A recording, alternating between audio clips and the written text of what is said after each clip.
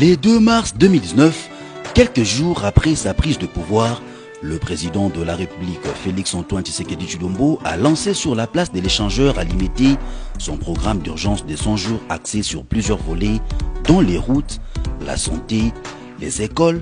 l'eau, l'électricité, la gratuité de l'enseignement et bien d'autres.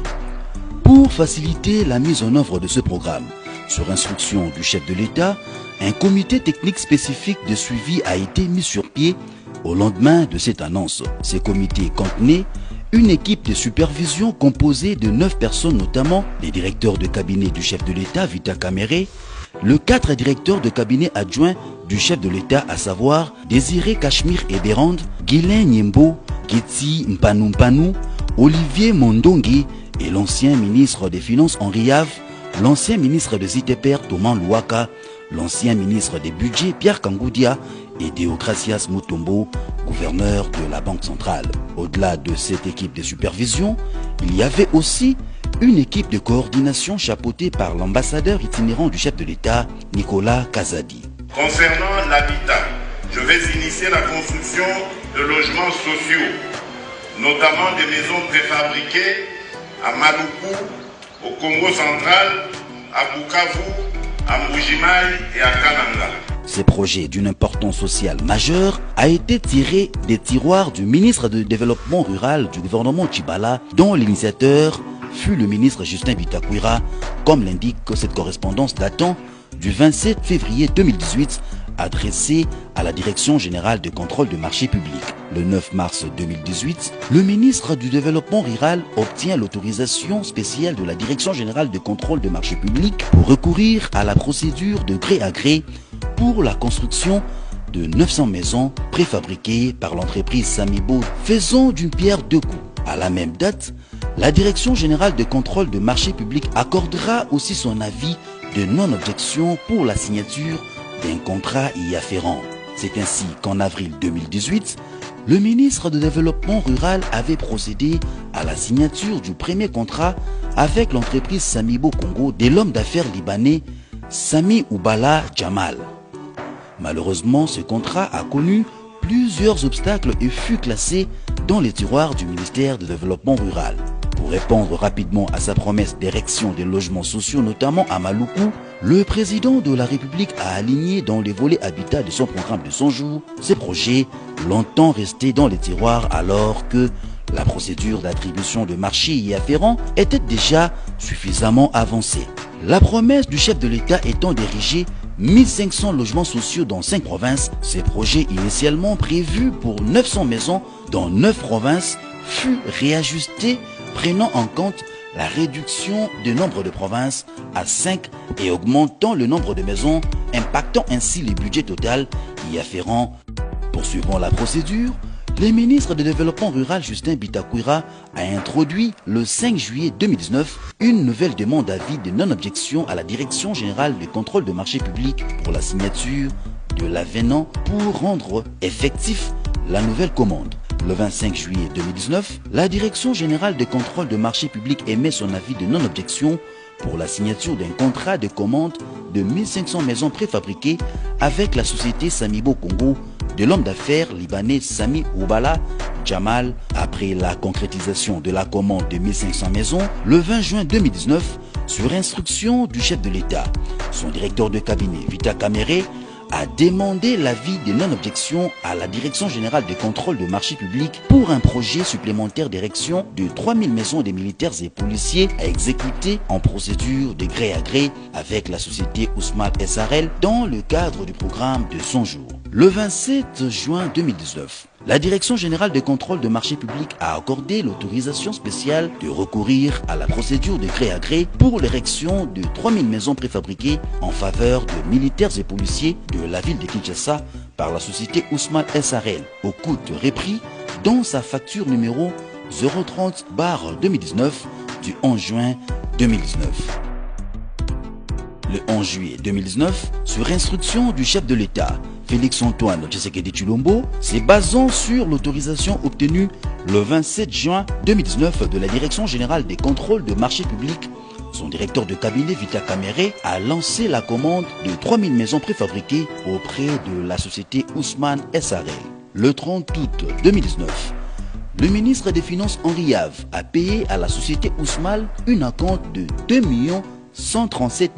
500 $, soit 3% comme mentionné sur le SWIFT de la Banque centrale vers le compte de la société Ousmane à la Robank, et une programmation des paiements a été faite à raison de 5 millions de $ par semaine jusqu'à épuiser le solde. L'acompte de 3% perçu par la société Ousmane lui a permis de conclure le marché des fournitures de 3000 maisons avec l'usine de fabrication Carmode. Avec cette avance de 3%, l'argent que l'État congolais doit à la société Ousmane SARL pour la commande de 3000 maisons s'élève à 54 862 500 $. Pendant ces temps, le port de Matadi accueillait déjà les 300 maisons préfabriquées destinées à la ville de Kinshasa, contenues dans 180 conteneurs, premier lot de la première commande de 1500 maisons. Le 1er avril 2019, le ministre du Développement rural Justin Bitakwira a adressé une correspondance à son collègue des affaires foncières pour lui demander de mettre à sa disposition les sites où il va ériger le 1500 maisons dont le gouvernement venait de commencer la réception. Pour Kinshasa, il est à rappeler que le site annoncé initialement par le chef de l'État dans son discours à l'échangeur de l'unité devait se situer sur la nationale numéro 1 dans la commune de Malo.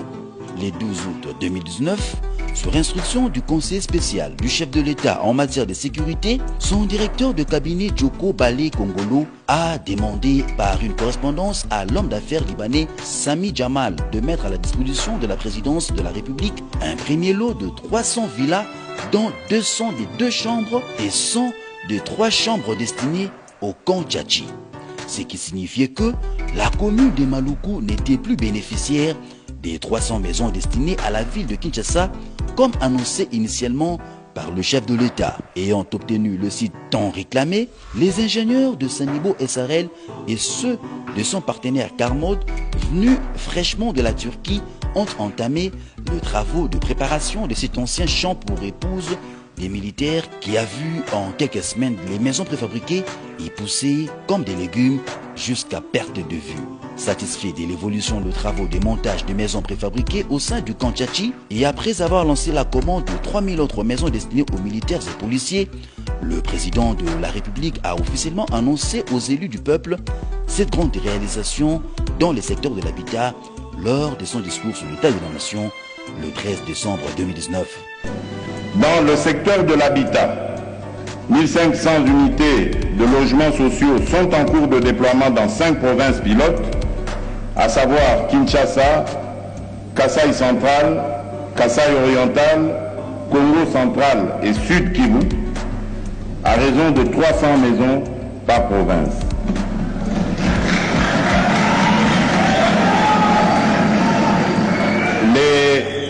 Les 300 maisons préfabriquées de Kinshasa sont en train d'être aménagées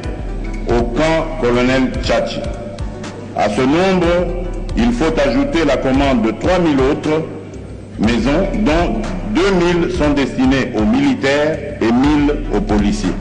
Tout semblait bien évoluer jusqu'à la prise de commande par le nouveau gouvernement.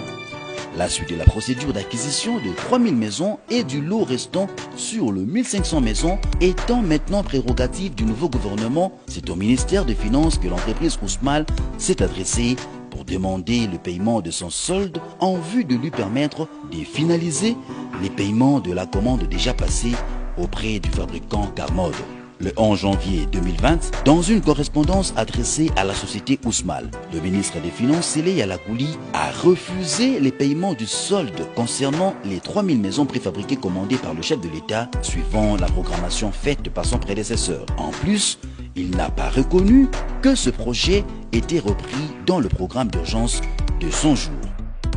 Le 25 juin 2019, l'administrateur gérant de la société Ousmane, Sami Jamal, a réitéré sa demande de paiement par une correspondance adressée au ministre des Finances, Sélé Yalakouli,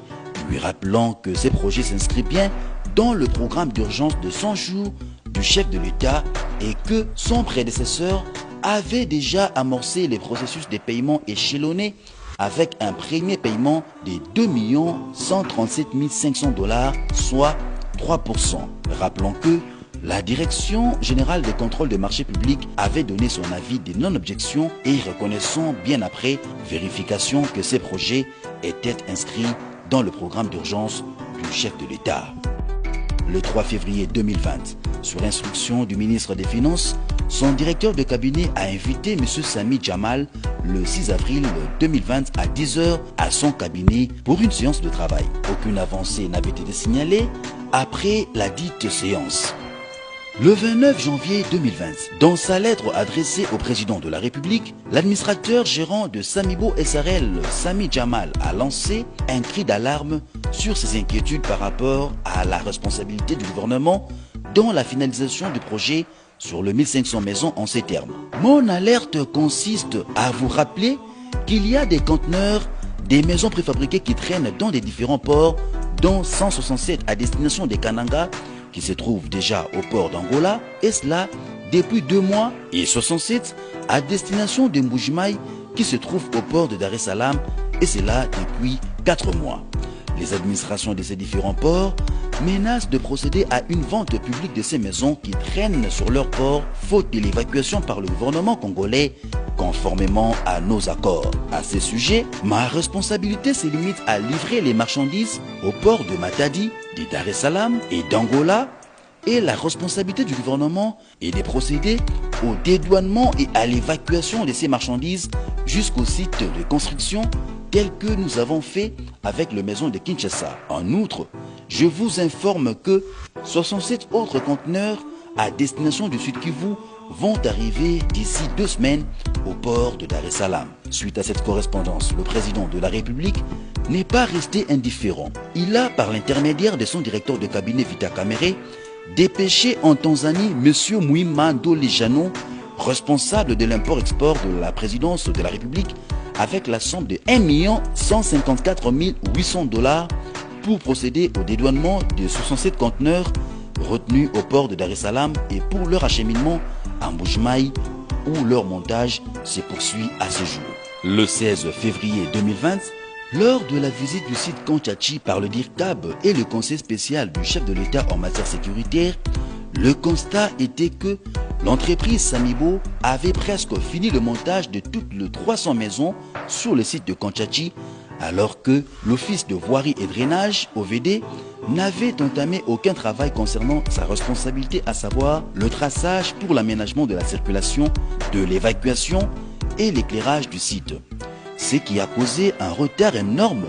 dans la livraison du projet. Nous avons déjà commandé les 1500 logements pour la population qui est déjà dans toutes les villes de la République démocratique du Congo. Nous avons aussi commandé les 1000 maisons, 3000 maisons militaires et policiers qui sont déjà à Istanbul, à l'usine, déjà prêtes. Faute de paiement, nous n'avons pas encore amené ça. Et voilà, tout est déjà là pour les 1500 logements sociaux. Nous avons commencé ici, je pense que d'ici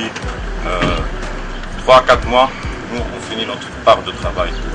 Nous avons besoin de l'OVD qui passe pour nous aider pour la voirie. Le 24 avril 2020, Sami Jamal, le patron de Samibo SRL et Ousmane SRL, est arrêté par le parquet général de Kinshasa Matete et est transféré à la prison centrale de Makala. On lui a reproché le détournement de la totalité des fonds destinés à la construction de logements sociaux,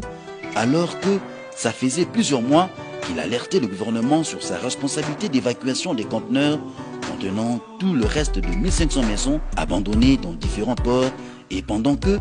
les 300 maisons du Kanchachi étaient déjà montées sur le site et les 300 autres de Mbujimaï étaient en cours de montage. Il se pose depuis ce jour la question de savoir de quel détournement parle-t-on. Le 3 avril 2020, l'administrateur gérant de la société Ousmal a écrit de nouveau au président de la République en rappel de la commande de 3000 maisons. Sami Jamal a annoncé par cette correspondance que 93 maisons du premier lot de 1000 contenus, dont 32 conteneurs, étaient déjà au port de Matadi depuis 2 mois et il attendait toujours que le gouvernement lui indique les lieux d'entreposage pour qu'il procède à l'évacuation. Par la même occasion, il a sollicité l'appui du chef de l'État pour que le ministre des Finances puisse payer les 54 870 500 $ restants pour lui permettre de finaliser la commande et la livraison auprès du fabricant Carmode. Toutes ces demandes sont restées sans suite jusqu'à ce jour. Par contre, le 8 avril 2020, alors qu'il n'était invité au parquet général de Matete que comme renseignant dans les enquêtes sur le projet de son jour, le directeur de cabinet du chef de l'État, Vita Kamere, a été arrêté et conduit la même nuit à la prison centrale de Makala. On lui a reproché un détournement de fonds du trésor public. Le 24 avril 2020, la société Carmode a rappelé à la société Ousmal qu'il venait de finaliser la fabrication de 907 maisons restantes sur le premier lot de 1000 maisons et qu'elles étaient toutes entreposées depuis un mois dans un de leurs entrepôts en Turquie en attente du paiement pour leur expédition en République démocratique du Congo. Le 25 avril, l'affaire de maisons préfabriquées dans laquelle Sami Jamal est maintenant co-accusé avec Vita Kamere et Mouimandole Jano a été fixée au tribunal pour le 11 mai. Il leur est reproché le détournement de fonds alloués à la construction de maisons préfabriquées, à savoir, premièrement, le 57 millions qui a servi à la commande et à la livraison au port de 1500 maisons. Ensuite, le 2 137 500 payés par la Banque centrale à la société Ousmal pour lancer la commande de 3000 maisons. Et enfin, pour le 1 154 800 $ qui ont servi au dédouanement des 67 conteneurs de Mboujmaï qui étaient retenus au port de Dar es Salaam dans les lots de 1500 maisons préfabriquées. Le 11 mai 2020, Vita Kamere, Sami Jamal et Jano Mouima se retrouvent tous devant le juge sans connaître préalablement le contenu du dossier qui les accuse. Un vice de procédure juridique qui ne peut pas favoriser un procès équitable. D'où le renvoi de la poursuite de l'instruction au 25 mai 2020. Pendant ce temps, alors que Jano Mouima comparait en homme libre, toutes les demandes de mise en liberté formulées par Sami Jamal et Vita Kamere ont été rejetées. Espérons que le verdict final de ce procès sera basé sur les arguments aussi clairs et l'historique de cette affaire que nous venons de vous présenter.